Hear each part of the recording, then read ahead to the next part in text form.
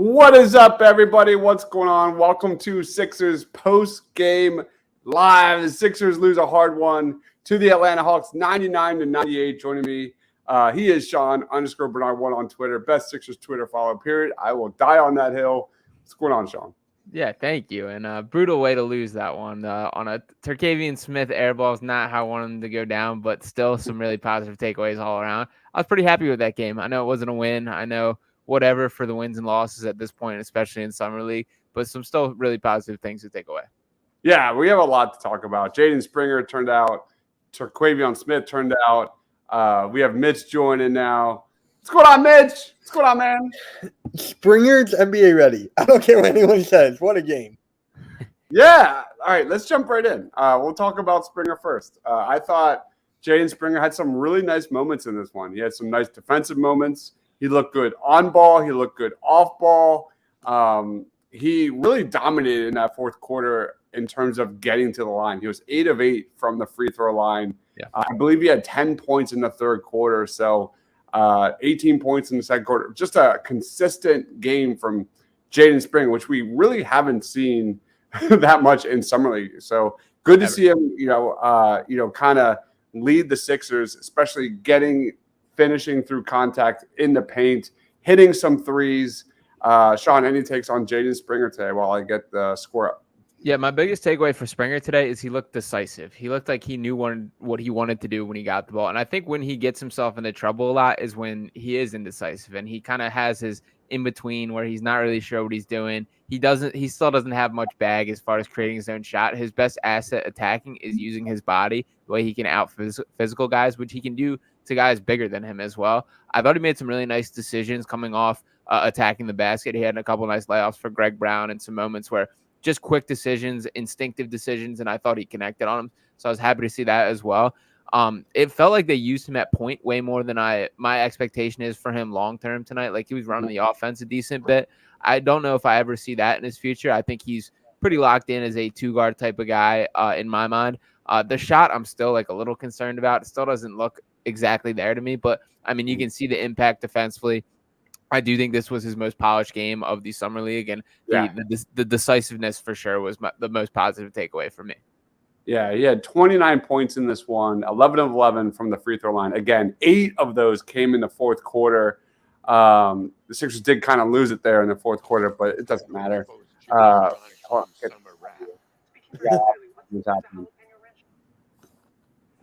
right, but you look at Jaden Springer. I agree, Sean. Like his impact will be off the ball. We saw today kind of TERQ take more of that off-ball role in this one, and I thought he shined. We're going to get to him very soon. Mitch, what was your take on Jaden Springer? Just like he was leading the game. I really liked his confidence shooting the three. Like there was this one shot selection, and I think it was from the right wing. It was slow contested, but he took it and he made it. So I'm like, hey, do what you got to do, man. I love that confidence. That's what I like to see from him. And him attacking the basket. That's basically what I like to see.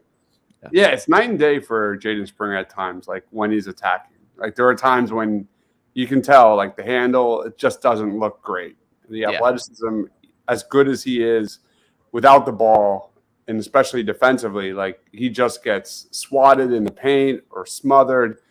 Springer had some moments in this one where he finished through traffic. He hit a contested shot. He adjusted while driving. I was really impressed with that. And like you said, Mitch, like confidence is a bit, I mean, he's on like 20, 21 years old. That shouldn't be a shock to anybody.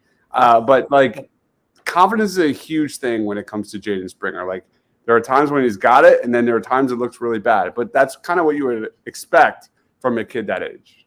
Mm-hmm. Yeah, and it's interesting, like the developmental track. I do think the Sixers have, for the most part, done the right thing with him. That I think he was a guy that needed to play the most basketball possible, as far as leaving him at the Blue Coats level in the G League, doing his thing down there. I'm interested to see like these next steps for him is like shaping into like he's never going to be a guy at the NBA level who's creating his own shot and attacking off the dribble all that regularly. Like, he's going to be more of a spot up shooter, can attack closeouts. The defense is going to be his calling card. There's no doubt about it. So I'm excited to watch these next steps of him kind of like trimming the fat off his own game, of the stuff that he is not good at to take out and just do the things that he excels at. That I think is the next step and is going to be necessary for him. And I think this is the year that we need to see that happen. Yep, absolutely agree. Good to see him take 5 3-point attempts. He only had 1 turnover in this one. And if you follow the Summer League, he has piled up the turnovers, which you would expect. Like Sean said, he's on ball is not his future at the next level. But let's go on to another guy that I thought really shined, and that's Terquavion Smith. In this one, he played a lot more off ball, catch and shoot threes. That confidence, that energy that he shows is infectious, man. I don't know what it is. There was a play, I think, in the second quarter where he hit a contested shot in the paint and just flexed or something along those lines and got called for a technical, man. It's great, man. I love the moxie. I love the confidence. I mean, if you're looking for pure projection and looking for someone that could fit next to Joel Embiid, a microwave scorer that can score in bunches, we saw it tonight out of Terquavion Smith. I don't know if that's gonna for Jaden Springer if that's gonna translate as more of a facilitator, but for Terq, he looked great. Mitch, what was your take on Terq? He just looked good, and I just loved his catch and shoot. I thought that was really shined in this game, and I was just watching him in that flex. I'm like, he's gonna be good, and give him 2-way contract, please. That's all I need. He's got a 2-way contract. I think it's more so give him a Sixers roster spot. Yeah, and this Montrezl Harrell BS. And give it to guys that may actually have some upside moving forward. I know that's what the 2-way contract's literally for.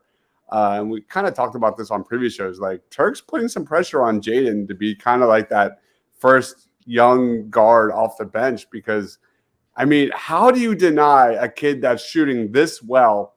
There was a shot that he took from Steph Curry range, and it almost looked like he just turned – he knew it was going in. Yeah. He's got that level of confidence, elite range. Sean, what would you take? Yeah, I just love him, man. I love Terq Smith, and I have for several years now, so I'm hyped to see it all coming together in a Sixers uniform. One of the differences, I think every single shot he takes is going to go in, and that's a good feeling as a player. I think this is an awesome comment by Rob Smith here. This is one of the points I want to bring up. Terq does have a little maxi in him. He does have some energy, some passion, the confidence, as you said. There's something infectious about that. He's got that little skip after he makes a shot, which I love. And there's something more mean and intense about him than Maxey. We know Maxey's got the fun-loving personality, always smiling. Terq Smith is a little more in-your-face intense. And even I thought it was very cool him playing against Jarkel Joyner, who was his backcourt partner at NC State in this matchup. And they looked like they were getting after each other. There was a moment where Joyner kind of poked it out of bounds where it went out for a Sixers inbounds. And Joyner was talking in his ear and going at him. And I don't know what the relationship between those two is exactly, if there's bad blood or if they were just competing, whatever. But either way, I love to see that from a guy. And to do that, to back it up with his play, to deliver, and the skills are there. His change of pace continues to pop for me. The shooting, I'm already locked in on. His ability to just maneuver, to stop and go, those are real weapons when you're attacking the paint in the way that he's going to and does at a high level. So I just love everything about him, and I can't believe he went undrafted. I was literally just about to say that, Sean. How did this guy go undrafted? I'm just so impressed at his ability to go from on-ball facilitator, facilitating the pick and roll, to off-ball and look seamless. He looked great. And, you look at his defensive energy as well. It has really, I think, upped and upped and upped as the Summer League has progressed in this one. I don't know what else to say because we keep raving about him every single game, but that's been what I've been so impressed. His instincts, his feel to kind of play whatever role you want him to be in a Sixers offense that will likely include James Harden and Tyrese Maxey. And if Harden takes the night off, can Terq just step right in and fulfill a different role on a different night? I think he can do it. I'll throw it to you, Sean, again. Should Terq get an NBA roster spot? Yeah, I mean, the Sixers still have 2 open roster spots. So if they want to start him out at a two-way deal, if they find some veterans that they want to fill in those gaps for, I've talked a little bit about some targets, the TJ Warrens, the Kelly Oubres, the bargain bin guys. None of those guys are going to blow your socks off either. So it's not like I think they should be really saving those spots. I think he's earned a 15-man spot. I think he's that good. A TERQ and Maxey backcourt would be so fun to watch too. Like picture those two next to each other. And I also want to point out, like, I thought he was more locked in defensively today too. And the 6'7" wingspan is a legitimate thing. I get the frame is always going to be something. I think he's probably a guy who really can't put on weight. I think he's going to kind of have to make the most of it. It would be ideal if he can, but yeah, I think he has earned it. And I think Daryl's having the same thought process that we are right now. Yeah. Superhero 18 says, I think TERQ has a roster spot locked up. 76ers needed a 6-man since Lou Williams left in free agency like 7 years ago. It might have been more than 7 years ago. I don't know. It was a lot more than that. Yeah, it was the Drew Holiday trade. It was 10 years ago yesterday. Like Sean said, like I think he's been doing, like, defensively, I think he's been doing a great job moving his feet better, staying in front of the ball. I've seen him turn ball handlers around, force a possession reset. I've seen him beat his man to spots. I've seen him deny dribble penetration. Like his defense has gotten better and better and better, and the numbers speak for that. And I don't think he's ever going to be a plus defender, but if he's showing that level of energy and hustle and I don't know what to call it, like competitiveness. Yeah. He's like always in the passing lanes. He's fighting for deflections. It's been really impressive. Again, it is summer league, but just there's not much more positives you can say about TERQ, man, because he's been lights out. And this was a really exciting game because like this is exactly how I foresee him possibly in a Sixers uniform in 2024. Superhero 18 says the frame is the reason he ended up giving the layup, but he's definitely fighting out there. He is, man. He is. No question. All right, let's go on to another guy that I thought will maybe be potentially player of the game. But he had 11 points, 6 blocks in this one. He had 8 and 4 in the first half. But Greg Brown making some big-time noise. It seems like that's what's fun about this Sixers Summer League team. Even though they're 1 and 2, like I feel like we're having fun raving about someone different every other night, whether it's Javonte Smart, whether it's DJ Stewart. How about Greg Brown showing some signs of life? No Petrusev in this one. No Azuolas Tubelis in this one. So he got a lot of opportunity, 26 minutes, 3 of 6 from the field, and he hit a 3. So, I mean, I know the Sixers got abused on the glass in this game, but still. We couldn't get a board. I'll look at the offensive boards. It was not good. It was very, very, very bad. Atlanta was all over the offensive glass. But, Mitch, what was your take on Greg Brown? Better than Montez Harrell already. That's all I got to say. Just the 6 blocks alone. Just the 6 blocks alone and his ability to stretch out the floor hitting the 3. Yeah. Superhero 18 says Greg Brown showing some Rudy Gobert. I guess it is summer league. Sean, what was your take? Yeah, they were legit blocks. Like they were several of those were like well-timed, smart decision. And like it wasn't just like a big oafy guy who, was just there. Like Greg Brown, the timing was there.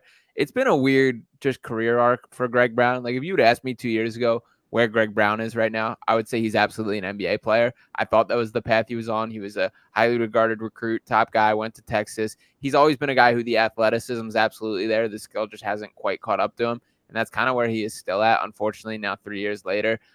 He's also smaller than, like, he was always projected as like a true big man. He's more in like the 6'8" frame, which puts you in a tough spot in the NBA because that's just not big man size in the NBA. That's one of my biggest concerns with Tubelis too, the Arizona kid who did not play today. He's very much a traditional big man in his style of play, but 6'8" just is not quite that going to cut it in the NBA. It's one of the issues Montrezl Harrell has. But for Greg Brown, I mean, the athleticism there.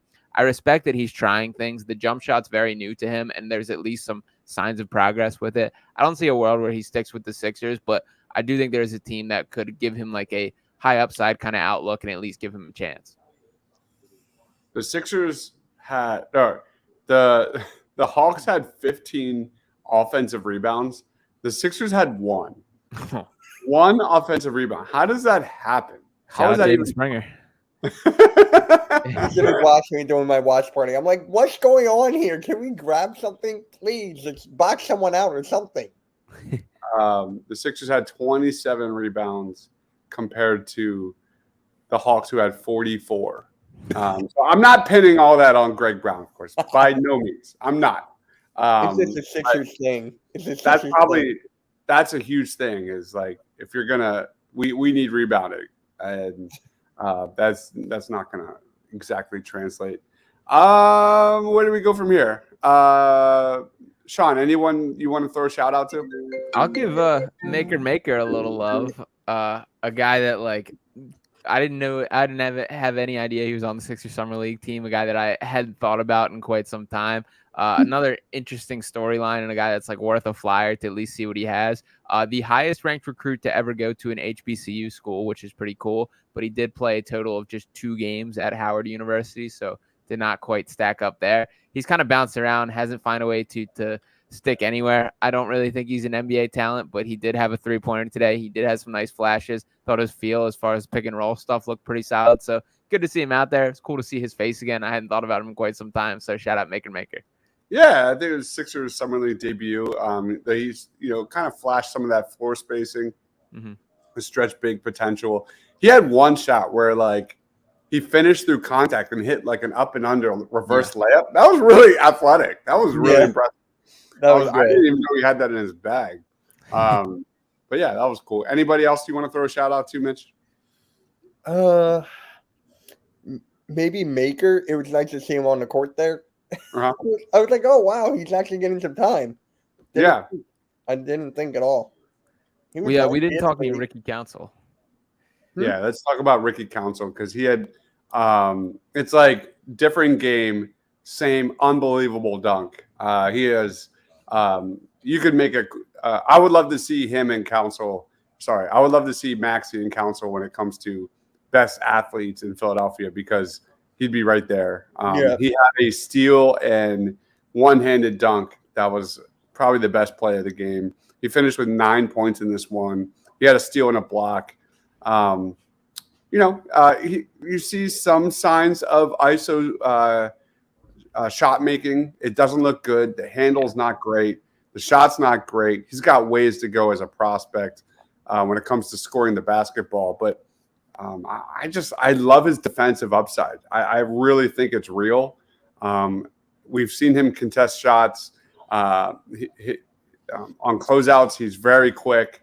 I'll throw it to you, Sean. Like Ricky Council the fourth, man.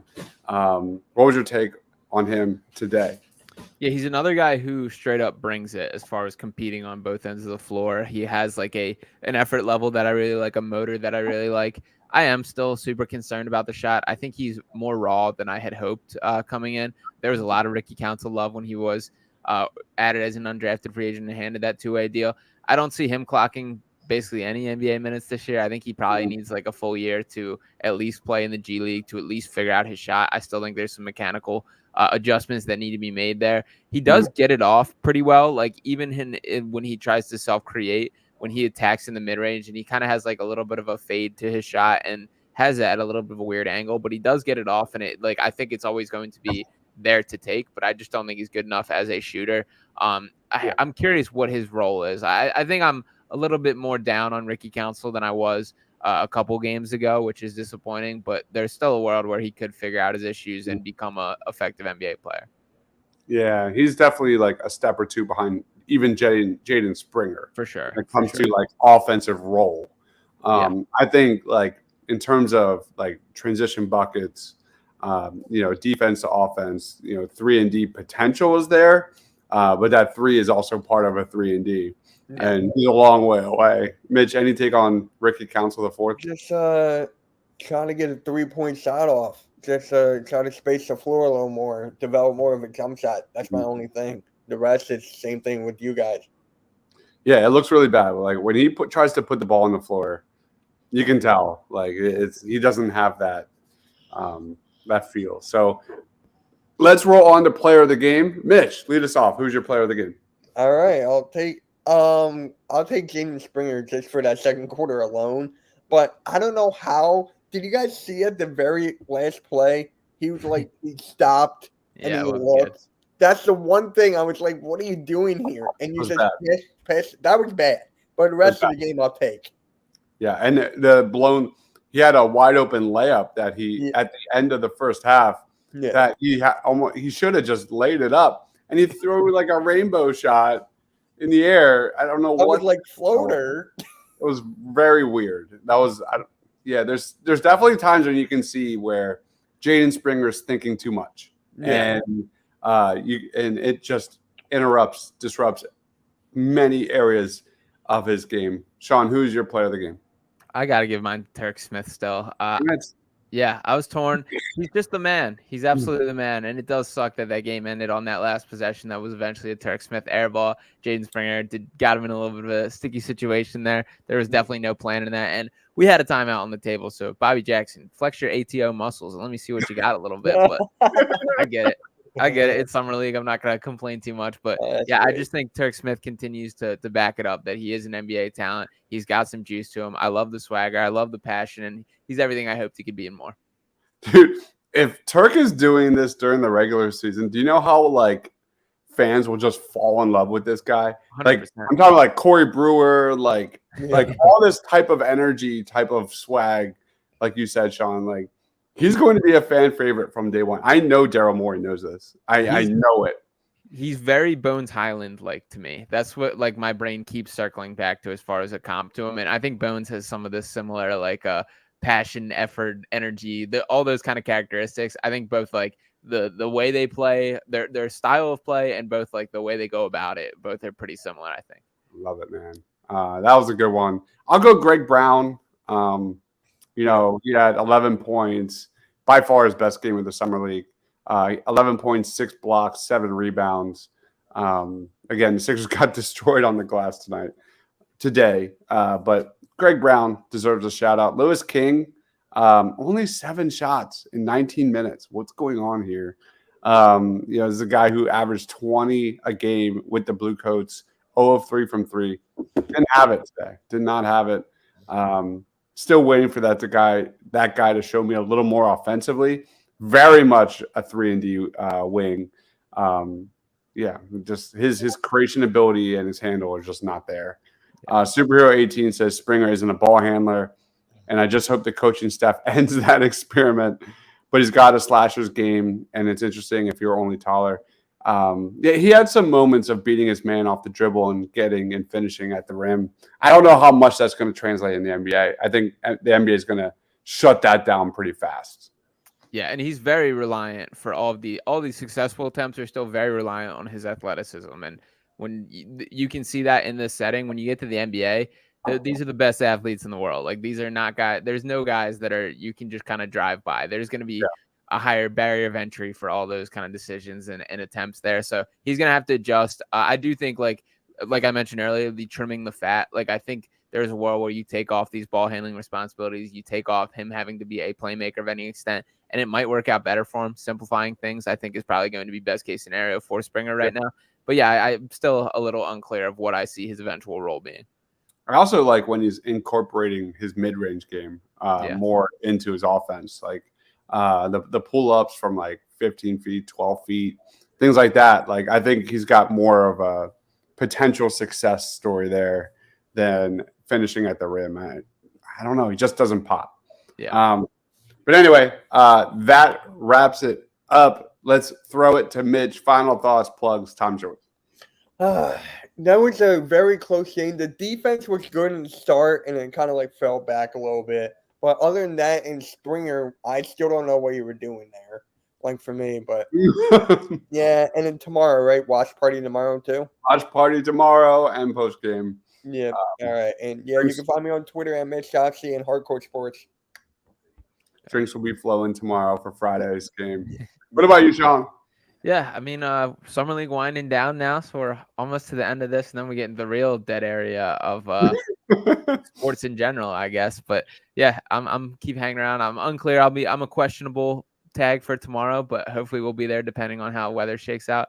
It was good watching tonight. Still a lot of positive takeaways, even with the loss. As far as other things, you can check me out on Twitter at Sean_Bernard1. Check out Pick Swap Media on YouTube and all these social medias there. And catch me on Fox 1025 The Gambler as well. I'll be on just briefly with Mark Henry this time. We're doing a little pre-record action, so I'll only be on for a movie draft for that. A movie draft?